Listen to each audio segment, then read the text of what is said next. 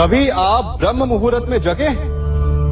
जगकर देखिए, संध्या होने के पश्चात जब रात्रि का अंधकार सारे संसार को धीरे धीरे अपने अंधकार में निगलने लगता है, तो यही अंधकार ब्रह्म मुहूर्त में भोर होने से ठीक पूर्व तनिक अधिक काला हो जाता है। कुछ समझे? हमारा जीवन भी कुछ ऐसा ही होता है। जब हमारे जीवन की समस्याएं अपने अंत पर होती है, तो यही समस्याएं एक भीषण रूप लेकर हमारे समक्ष प्रस्तुत हो जाती है और ऐसे परिस्थिति में अधिकतर लोग हार मान जाते हैं, भय खा जाते हैं। परंतु यदि आप हार न माने, भय न खाएं, दृढ़ रहें, निरंतर आगे बढ़ते रहें, तो प्रकाश के रूप में हमारा स्वागत करने के लिए सूर्य उदय सदा हमारे समक्ष प्रस्तुत रहेगा। आपने बरगद के वृक्ष को देखा है? जितना विशाल उतना दृढ़। पतझड़ में वो सूख जाते हैं, परंतु दुर्बल नहीं होते, टूटकर गिरते नहीं। और उसके विपरीत दलदल में उपजे वृक्षों को देखिए, वो दिखने में तो बड़े होते हैं, पतझड़ आए या शीत सदा हरे भरे होते हैं, परंतु इतने दुर्बल होते हैं कि जलधारा के हल्के से वेग से वो गिर जाते हैं। परंतु ऐसा क्यों होता है? कारण है जड़ें। जिसकी जड़ें दृढ़ भूमि में है, वो हर चक्रवात, हर ऋतुओं को सह लेता है, और जिसकी जड़ें दलदल में है, वो स्वयं की जड़ों को दुर्बल बना लेता है। कुछ ऐसा ही मनुष्य भी होता है, जो अधर्म, कुकर्म और असत्य की धरा पर उपजा है। वो समय की एक मार भी नहीं सह पाता, और जो मनुष्य सत्य, धर्म की धरा पर उपजा है, वो हर समस्या से अविचलित हो जाता है। अब आप पर निर्भर करता है कि आप क्या बनना चाहते हैं। हमारे जीवन में मित्र और शत्रु बड़ा महत्व रखते हैं। यदि गंभीरता से सोचा जाए तो ऐसा कोई क्षण नहीं जब हम अपने मित्रों के बारे में ना सोचते हो या फिर अपने शत्रुओं के बारे में। हमारा हर कार्य या तो हमारे मित्रों के हित के लिए होता है या फिर हमारे शत्रुओं के अहित के लिए। हम हर स्थान या तो अपने मित्रों के साथ होते हैं या फिर अपने शत्रुओं के साथ। कोई नहीं चाहता कि उनका शत्रु प्रसन्न रहे। हर कोई अपने शत्रु को नष्ट कर देना चाहता है, और ऐसा करने के लिए वो हर संभव प्रयास करता है। उसे आर्थिक, मानसिक और शारीरिक हानि पहुंचाने का प्रयास करता है। परंतु यदि मैं आज आपको ऐसा मंत्र सिखाऊं जिससे आप अपने शत्रु को सदा के लिए नष्ट कर दे तो, और वो मंत्र है मित्र बनाना। अपने सभी शत्रुओं को अपना मित्र बना लीजिए और आपके सारे शत्रु स्वतः ही समाप्त हो जाएंगे। मैं क्या कर रहा हूं? मैं दिए प्रज्वलित कर रहा हूं ताकि अंधकार को मिटा सकूं। अब आप कहेंगे कि इसमें कौन सी बड़ी बात है ना? परंतु इसमें महत्वपूर्ण बात समझने के लिए यह है कि मैं क्या नहीं कर रहा हूं, और मैं अंधकार नहीं कर रहा हूं। क्योंकि अंधकार को मिटाने के लिए प्रकाश का अस्त्र तो उठाना ही पड़ता है। बुराई को बुराई से नहीं, अच्छाई से जीता जाता है। अन्याय को अन्याय से नहीं, न्याय से लड़ा जाता है। क्रोध को क्रोध से नहीं, क्षमा का साथ लेना होता है। ठीक उसी प्रकार एक लोहा लोहे को काटता है, परंतु एक ठंडा लोहा ही गर्म लोहे को काट सकता है। इसलिए यदि आपको अपने जीवन में विजयी होना है, तो अपने शस्त्रों को, अपने अस्त्रों को सोच समझ कर उठाइए, क्योंकि एक अनुचित सोच परिणाम पर भारी प्रभाव डाल सकती है। आप सब सोच रहे होंगे कि ये क्या मैं करने लगा। मैं इस पौधे को जड़ से उखाड़ रहा हूं। आश्चर्य हो रहा है ना कि एक पौधे को उखाड़ना या काटना ना केवल एक अपराध है अपितु पाप भी है। तो फिर मुझे ऐसा करने की क्या आवश्यकता पड़ गई? क्योंकि कई बार विनाश ही सृजन तक पहुंचाता है। यदि नया भवन बनाना हो तो पुराने भवन को गिराना पड़ता है। व्यवस्था को परिवर्तित करने के लिए क्रांति लानी पड़ती है। और उसी प्रकार यदि किसी वृक्ष या किसी पौधे की जड़ों में घुन लग जाए या उसका मूल सड़ जाए तो उसे जड़ से उखाड़ देना ही श्रेयस्कर होता है, ताकि उस स्थल पर नए पौधे उपज सके। युद्ध करना पर्याय नहीं, परंतु कभी कभी शांति के लिए युद्ध करना आवश्यक हो जाता है। संसार में सबसे श्रेष्ठ क्या है? फूल या कांटे, प्रेम या घृणा, संपन्नता या दरिद्रता, मित्र या शत्रु? बताइए।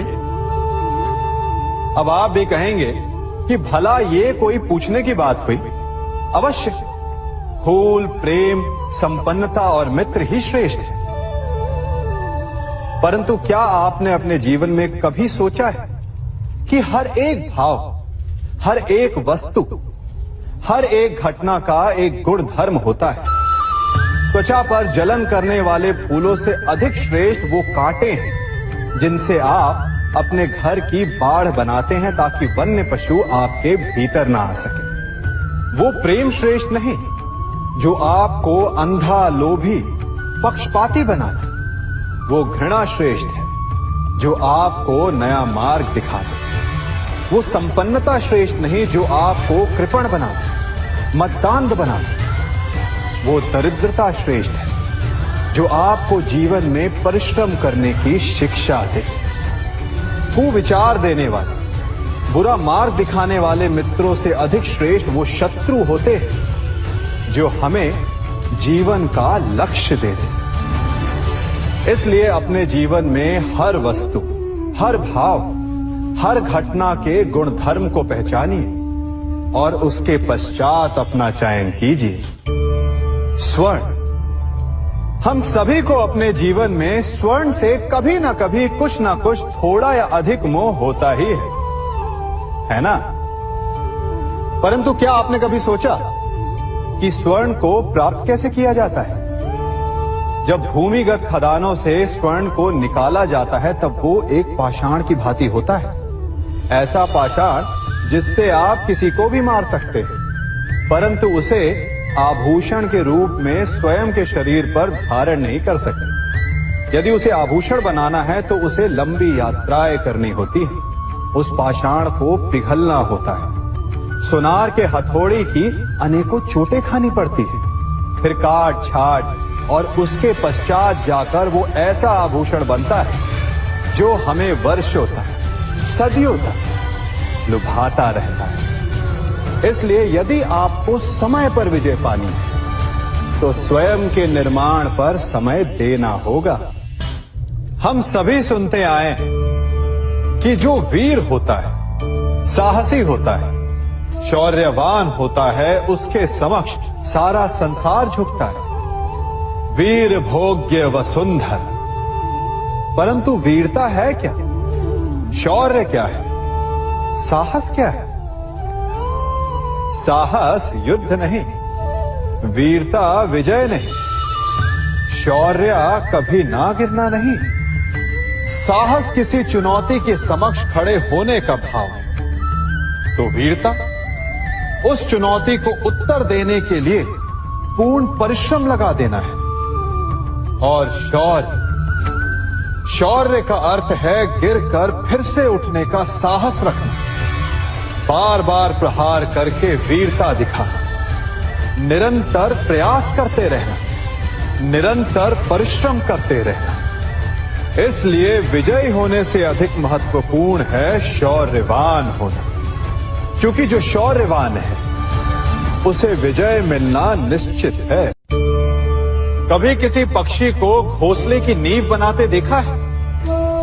अथक परिश्रम करके तिनका तिनका बिटोर कर वो पक्षी अपना घोंसला बनाता है, अपनी संतान के लिए एक सुरक्षित घर बनाता है।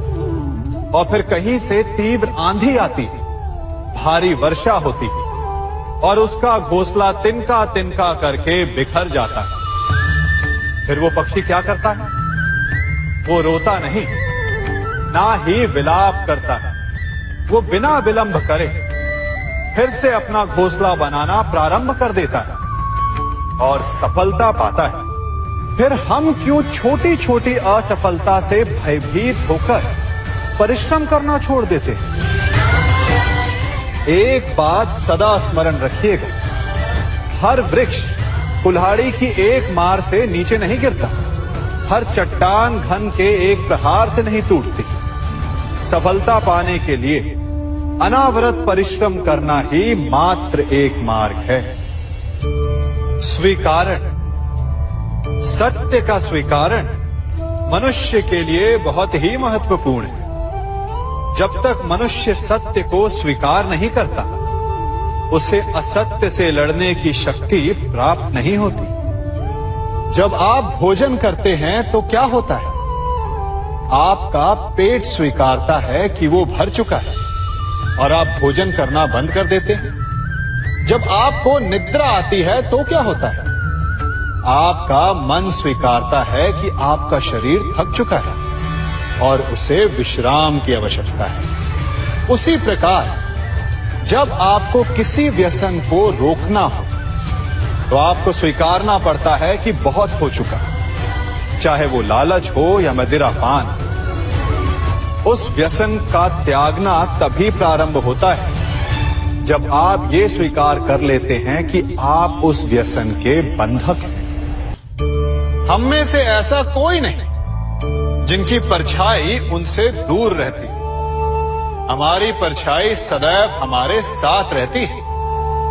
कदाचित हमारी परछाई हमारे कर्मों के फलों का संकेत है। कदाचित इसी कारण कई बार हमें अपनी परछाई से भय भी लगता है, परंतु इस भय से निवारण पाने का एक साधन अवश्य है। वो है सूर्य की ओर मुख करना या किसी प्रकाश के स्रोत की ओर मुख करना, क्योंकि तब हमें हमारी परछाई दिखाई नहीं देती। यदि इसे जीवन के संदर्भ में देखें तो ये प्रकाश का स्रोत शुभ कर्मों की चेतना है। यदि आपके मन में शुभ कर्म करने की इच्छा है तो आपको कभी भी अपने कर्मों के फल का भय नहीं होगा, क्योंकि यदि आपका मन शुद्ध होगा तो आपके कर्म शुद्ध होंगे और शुद्ध कर्मों का फल कभी अशुद्ध नहीं हो सकता। आज मैं आप सबको एक कथा सुनाता हूं। एक दिन प्रातः एक व्यापारी अपने घर से निकला। घर से निकलते ही एक बिल्ली ने उस व्यापारी का मार्ग काट दी। व्यापारी घबरा गया। वो फिर से घर लौट गया और शुभ घड़ी की प्रतीक्षा करने लगा। और जब वो पुनः अपने घर से निकला तब वो वाहन जा चुका था जिससे राजा तक पहुंचकर उसे भेंट देनी थी। राजा को भेंट नहीं मिली। राजा क्रोधित हो गए। राजा ने उस व्यापारी का व्यापार बंद करवा दिया। इस कारण व्यापारी क्रोधित होकर घर पर अपनी पत्नी से लड़ बैठा। पत्नी अपने बच्चों समेत मैके वापस चली गई और उस व्यापारी के जीवन में यदि कुछ रह गया था तो केवल अंधकार। और इन सब का कारण वो उस बिल्ली को मानता रहा जिसने उसका मार्ग काटा था। ऐसा ही एक दूसरा व्यापारी राजा को भेंट देने निकला और उस व्यापारी का मार्ग भी एक बिल्ली ने काट दिया। वो व्यापारी तनिक घबराया, परंतु उसने आगे बढ़ना अधिक उचित समझा। राजा तक वो समय पर पहुंचा। उसने राजा को भेंट दी। राजा प्रसन्न हुए और राजा ने व्यापारी को अपना व्यापार बढ़ाने की अनुमति दी। स्वर्ण आभूषण दी। जब व्यापारी घर पर पहुंचा तो पत्नी को आभूषण और अपने बच्चों को देने के लिए वस्त्र थे उसके पास। हर ओर प्रसन्नता थी। समझ रहे हैं ना, दोनों के साथ एक ही प्रकार की घटना हुई, परंतु दोनों की प्रतिक्रिया भिन्न थी। ऐसा ही हमारा जीवन भी है। हमारे जीवन में प्रारब्ध का अपना स्थान है, परंतु उससे कई अधिक महत्वपूर्ण हमारी प्रतिक्रिया, हमारे सोच का प्रभाव है। क्योंकि यही हमारे जीवन को आकार देते हैं। इसलिए अपनी सोच को सकारात्मक रखिए। आपका जीवन सदैव आनंदमय रहेगा। आप इन दो पात्रों को देख रहे हैं। मेरे इस पात्र में जल है और ये पात्र मिष्ठान से भरा हुआ है। दोनों ही पात्र भरे हैं, परंतु देखिए, मिश्री को जल में मिला दिया। जल ने मिश्री को अपना लिया। मिश्री ने अपना अस्तित्व खो दिया, परंतु जल को अभिमान है कि उसका अस्तित्व अभी भी बना हुआ है। परंतु जो इस जल को चखेगा उसे अवश्य पता चल जाएगा कि ये जल अब वो जल नहीं रहा, ये अब शरबत बन गया। हमारा त्याग, हमारे बलिदान भी ऐसे ही होते हैं। जो इस बात को अनुभव करते हैं वो समझ सकते हैं कि कैसे हमने समय की धारा को बदल दिया। जो बलिदान देते हैं उनका अस्तित्व कभी नष्ट नहीं होता, अपितु उनका बलिदान संसार में कुछ ना कुछ परिवर्तन अवश्य लाता है। हम सभी कभी ना कभी, कहीं ना कहीं अपने जीवन में यात्रा अवश्य करते हैं। हमारी यात्रा में कभी पक्के रास्ते आते हैं तो कभी कच्चे रास्ते। पक्के रास्ते मनुष्य बनाता है और कच्चे रास्ते जानते हैं कैसे बनते हैं? चलते चलते बन जाते हैं। जब लोग एक स्थान से जाते हैं तो पैरों के दबाव से नीचे की घास कुचल जाती है। बार बार उस मार्ग से जाने से धीरे धीरे मार्ग स्वतः ही बन जाता है। और यही जीवन है, यही नियति है। जब आपके जीवन में आपको मार्ग ना मिले तो रुकिए नहीं, आगे बढ़ते रहिए और आपके पैरों के दबाव से मार्ग स्वतः ही बन जाएगा। हम सभी अपने जीवन में सफलता चाहते हैं, है ना? उसके लिए हम रात दिन परिश्रम करते हैं, कड़ी मेहनत करते हैं, परंतु फिर भी असफल हो जाते हैं। परंतु ऐसा क्यों होता है? कभी सोचा आप सबने? क्योंकि सफलता पाने का मंत्र बड़ा कठिन नहीं, बड़ा सरल है। उचित विचार, उचित समय, उचित स्थान पर उचित प्रहार। जब आपके विचार, समय, स्थान और प्रहार यानी परिश्रम उचित है तो सफलता आप ही को मिलेगी। जिस प्रकार एक लोहार लोहे से कुछ बनाते समय उस लोहे के सही ताप तक के आने की प्रतीक्षा करता है और समय आने पर उचित स्थान पर पर्याप्त बल से प्रहार करता है और लोहा आकार ले लेता है, ठीक उसी प्रकार आपकी सफलता भी आकार लेती है। हम सभी को अपने जीवन में कभी ना कभी निराशा मिलती है, असफलता मिलती है और अधिकतर लोग इसके पश्चात भाग्य का रोना लेकर बैठ जाते हैं। कुछ कहते हैं कि जिस स्थान पर मैं हूं उससे कई ऊंचे स्थान पर होने के योग्य था, परंतु नहीं जा पाया। किसी को पीड़ा है कि उसे जो मिलना चाहिए था वो उसे नहीं मिला, भाग्य ही बुरा था। भाग्य क्या होता है? भाग्य वन में खिला पुष्प देवताओं को चढ़ाया जाएगा, या किसी सुंदरी की वेणी में वो सजेगा, या फिर उसे कुचल कर उत्पाद बना दिया जाएगा। ये सब एक पुष्प के नियंत्रण में नहीं होता, परंतु जब तक उस पुष्प का अस्तित्व है, सुगंध बिखेरना उसके वश में अवश्य है। परंतु भाग्य हमारे वश में नहीं, और जो हमारे वश में नहीं उसके लिए दुखी होने से क्या होगा। कर्म पर वश है, वो कीजिए और धीरे धीरे भाग्य आपके वश में आ जाएगा, क्योंकि कर्म ही प्रधान है। मनुष्य की सबसे बड़ी दुर्बलता क्या होती है? सोचिए। धन, प्रेम, अहंकार। मनुष्य की सबसे बड़ी दुर्बलता होती है उसके रहस्य। चाहे आप कितने भी शक्तिशाली क्यों ना हो, कितने भी प्रबल क्यों ना हो, परंतु उसके रहस्य उसके नाश की चाबी होती है।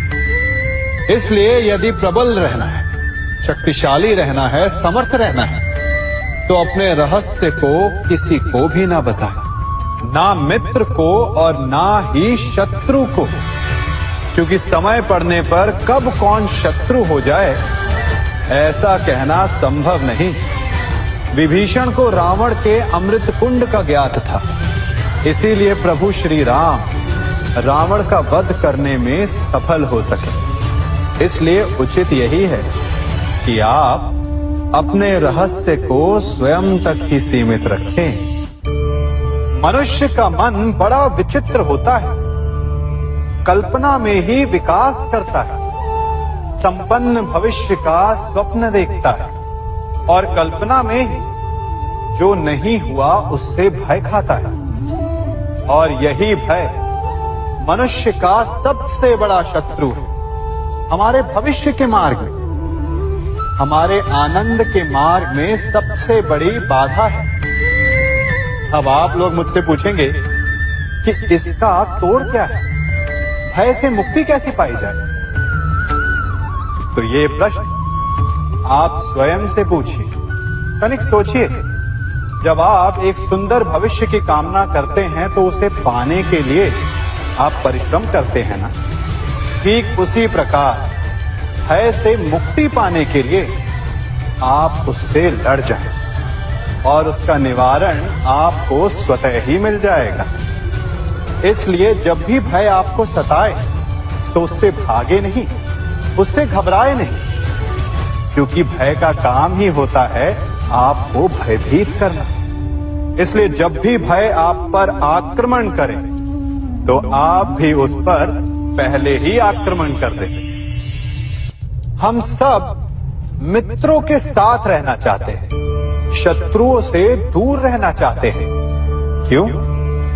क्योंकि हमें जीवन में आनंद पाना है, जीवन में आगे बढ़ना है, स्वयं को संपन्न देखना है। और यदि किसी से भी आप पूछेंगे कि जीवन में सफलता पाने के लिए सबसे अधिक आवश्यकता किसकी होती है, तो हर एक आपको लगभग एक ही उत्तर देगा। सफलता प्राप्त करने के लिए आपको सच्चे मित्रों की आवश्यकता होती है। परंतु यदि आपको और अधिक सफल होना है तो आपको केवल मित्रों की नहीं, शत्रु की अधिक आवश्यकता है। अब आप कहेंगे, ये मैंने कैसी बात कर दी? तनिक स्वयं सोचिए। जब भी संकट आता है तो मित्र क्या करते हैं? आपकी सहायता करने के लिए आपके साथ खड़े हो जाते हैं, और संकट के समय में शत्रु और बड़ा संकट बनकर हमारे समक्ष खड़े हो जाते हैं। मित्र हमें सहायता देते हैं, अपनी शक्ति देते हैं, परंतु शत्रु आपके भीतर छिपी शक्ति को बाहर लाता है, आपको और अधिक बलवान बनाता है। संगति या साथ, मित्र और साथी मनुष्य के व्यक्तित्व के लिए सबसे महत्वपूर्ण होते हैं। अब आप कहेंगे, ये कैसे? मनुष्य अवश्य अपने व्यक्तित्व के लिए उत्तरदायी होता है, परंतु मनुष्य संगति में ना चाहते हुए भी उसका व्यक्तित्व संगत की भांति हो जाता है। इन पात्रों को देख रहे हैं? मध्य में जल रखा है, इसमें दूध है और इसमें मलिन कीचड़ रखा है। यदि मैं इस जल को इस दूध में मिलाता हूं तो ये जल दूध बन जाता है, और यदि इसी जल को इस मलिन कीचड़ में मिलाता हूं तो क्या हुआ? ये जल कीचड़ बन गया। ऐसी कोई युक्ति नहीं कि जल बिना घुले मिले दूध या कीचड़ में अपना अस्तित्व बनाए रखे या उनसे अलग रहे। और ठीक ऐसा ही मनुष्य के जीवन में भी होता है। यदि एक गुणहीन व्यक्ति गुणवानों की संगत में बैठे तो उसे भी गुणवान समझा जाता है, सम्मान का पात्र समझा जाता है। और यदि एक गुणवान व्यक्ति गुणहीनों की संगत में बैठे तो उसे भी तिरस्कार मिलता है। इसलिए अपने जीवन में सदैव संगति सोच समझकर सावधानी से चुनिएगा। कभी खेत में किसी किसान को खेती करते देखा है? वो उसे सींचता है, उसे जोतता है, पशु पक्षियों से खेत की फसल की रक्षा करता है, परंतु एक बात का वो सबसे विशेष ध्यान रखता है कि कहीं खेत में खरपतवार ना उग जाए, क्योंकि एक खरपतवार खेत की सारी फसल को नष्ट कर सकती है। ठीक उसी प्रकार यदि वंश की कोई संतान खोटी निकल जाती है तो वो समूचे वंश का सर्वनाश कर देती है। इसीलिए संतान के लालन पालन में विशेष ध्यान देना आवश्यक होता है, क्योंकि संतान वो फसल होती है जो वंश के आने वाले समय को महान बना सकती है या फिर वंश का पतन भी कर सकती है। मनुष्य भी बड़ा विचित्र प्राणी है। अपनों से नीचे के स्तर के लोगों को वो हे दृष्टि से देखता है, उनका उपहास उड़ाता है, उनसे बार बार कहता है कि तुम्हारा कुछ नहीं हो सकता, तुम भविष्य में कुछ नहीं कर पाओगे। जब मनुष्य के पास धन संपत्ति मान होता है तो वो दूसरों का आदर नहीं करता, परंतु वो एक बात भूल जाता है कि उससे भी अधिक शक्तिशाली कोई अस्तित्व में है, और वो है समय। काल अपना चक्र कब बदलेगा ये कोई नहीं जानता।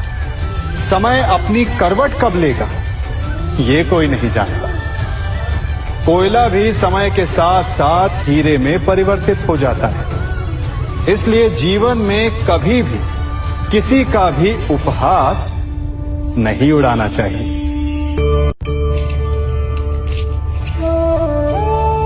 बड़ी विकट समस्या है। मुझे स्मरण ही नहीं हो रहा कि इस गुच्छे की कौन सी चाबी इस ताले को खोलेगी। बड़ी देर से प्रयास कर रहा हूं, परंतु ये ताला खुल ही नहीं रहा।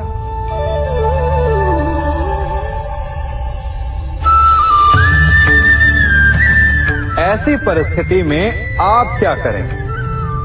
अधिकतर लोग ऐसी परिस्थिति में अपनी आशा खो बैठते हैं। उन्हें लगता है कि चाबी खो गई। वो तिलमिला जाते हैं, क्रोधित हो उठते हैं, परंतु उस समय धैर्य रखें तो गुच्छे की अंतिम चाबी ताला खोल सकती है। कुल्हाड़ी का अंतिम प्रहार वृक्ष को काट के गिरा देता है, परंतु क्या सत्य में कुल्हाड़ी का अंतिम प्रहार वृक्ष को काट के गिरा देता है? आपको आपका लक्ष्य दिला देता है? नहीं, आपका निरंतर प्रयत्न ही आपको सफलता दिलाता है। जब आपका मन निराश है तो अपने कार्य में दुगनी उत्साह से जुट जाए, क्योंकि अनावरत बहता जल ही कठोर चट्टान को काट सकता है। सफलता का मूल है परिश्रम, प्रयास और आशा।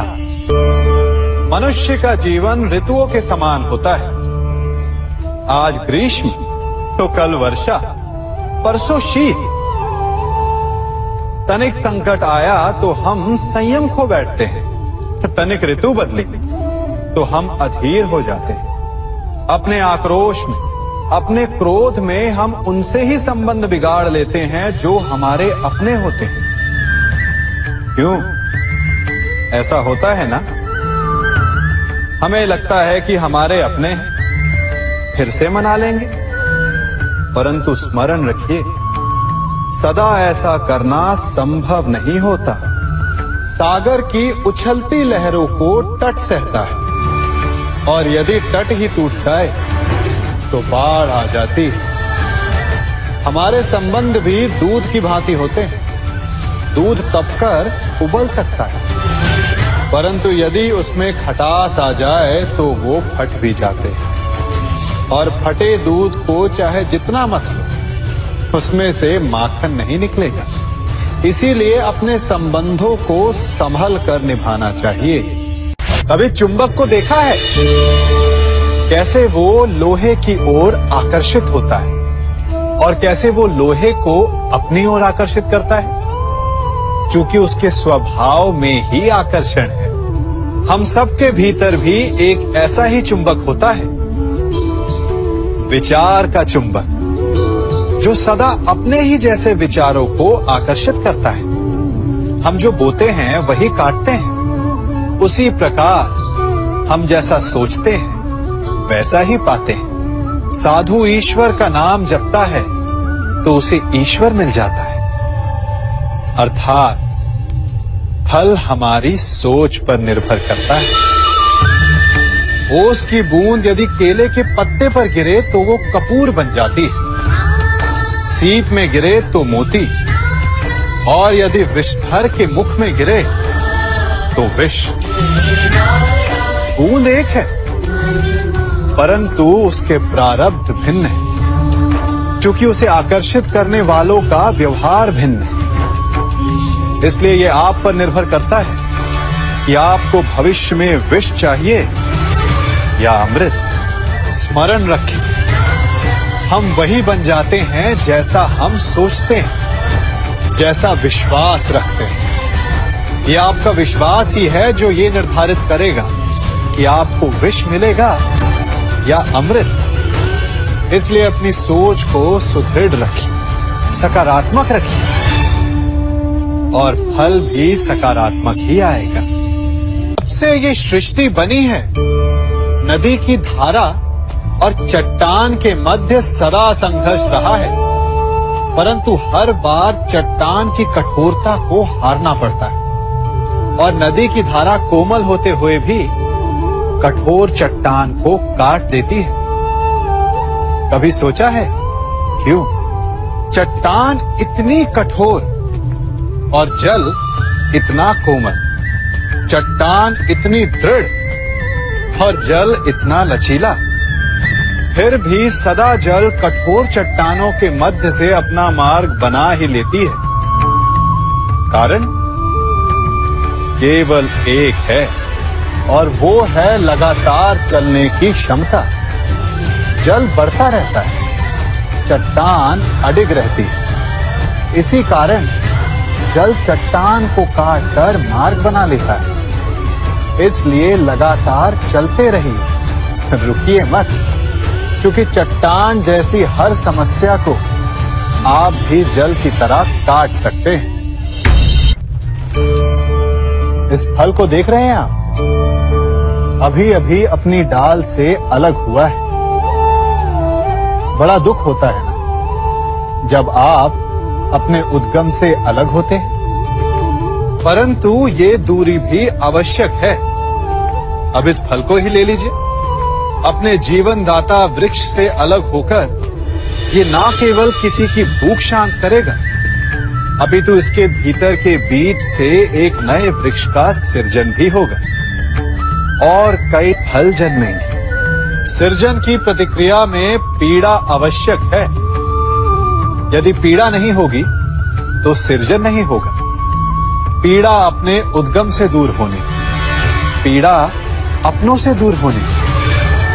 इस फल की भांति हम मनुष्यों को भी अपने उद्गम से, अपने सगे संबंधियों से अलग होना पड़ता है और यही अलगाव एक नए सृजन को, एक नई सृष्टि को, एक नए विकास को जन्म देता है। इसलिए ऐसे अलगाव से दुखी मत होइए, उसका स्वागत कीजिए, क्योंकि ये विकास की नींव है।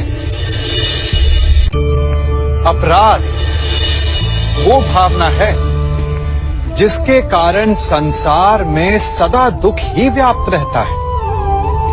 हम सब अपराधियों से घृणा करते हैं, उन्हें कोसते हैं, परंतु क्या कभी विचार किया है कि कोई भी जन्म से अपराधी नहीं होता?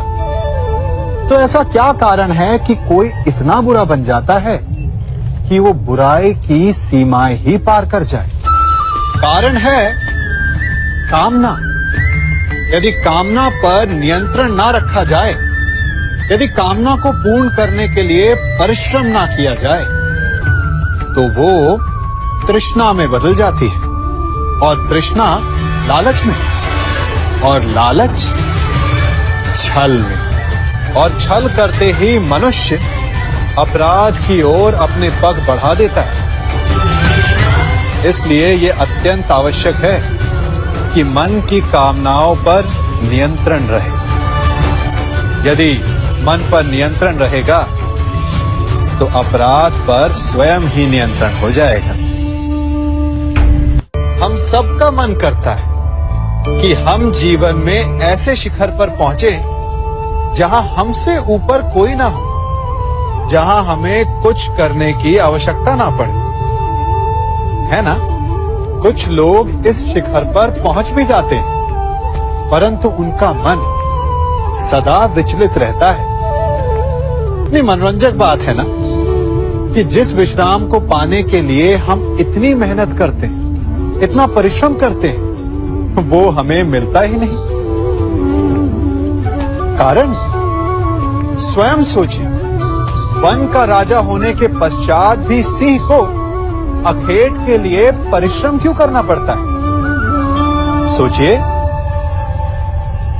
मैं बताता हूं, क्योंकि राजा होने का अर्थ ये नहीं कि वो सदा सोता रहे और मृग स्वयं उसके समक्ष आकर कहेगा कि आइए महाराज, मुझे खाकर अपनी भूख मिटाइए।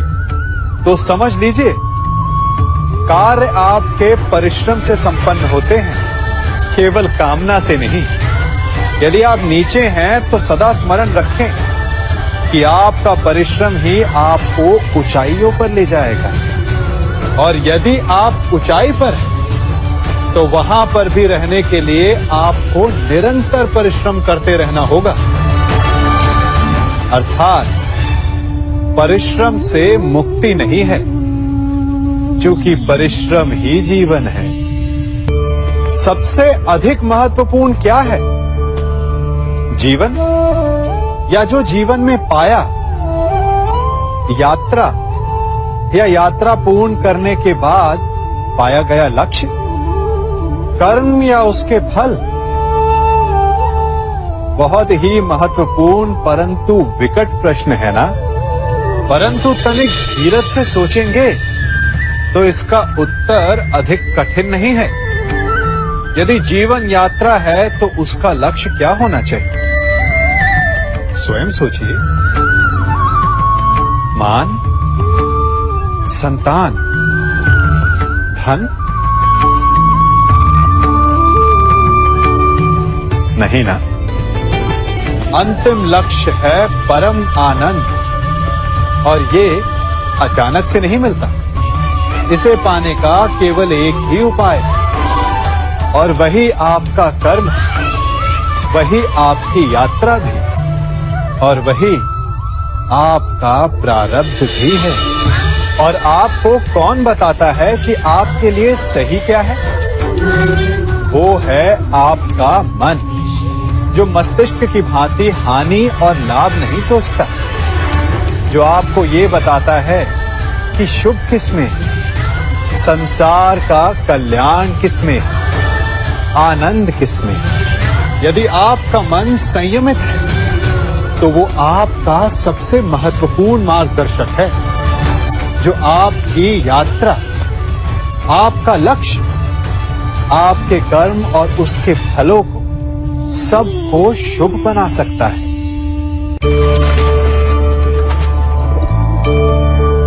इन पक्षियों को देख रहे हैं आप? इनका उड़ना वायु में इतना संतुलन मुक्त कर देता है ना? इन्हें उड़ते देख आपके मन में भी इच्छा होती होगी कि इन्हीं की भांति आप भी स्वतंत्रता से उड़ पाएं। ईर्ष्या होती है ना जब आप इन्हें खुले आकाश में ऐसे विचरण करते देखते हैं। पर कभी सोचा है इस उड़ान को, इस स्वतंत्रता को पाने के लिए कितना परिश्रम, कितना अभ्यास किया होगा इन्होंने?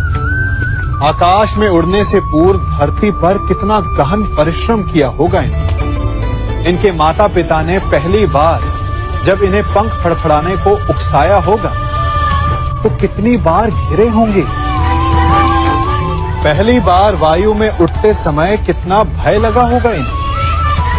अपनी पहली उड़ान के पश्चात धरती पर उतरते समय गिरकर कितनी चोट खाई होगी। इस उड़ान का, इस स्वतंत्रता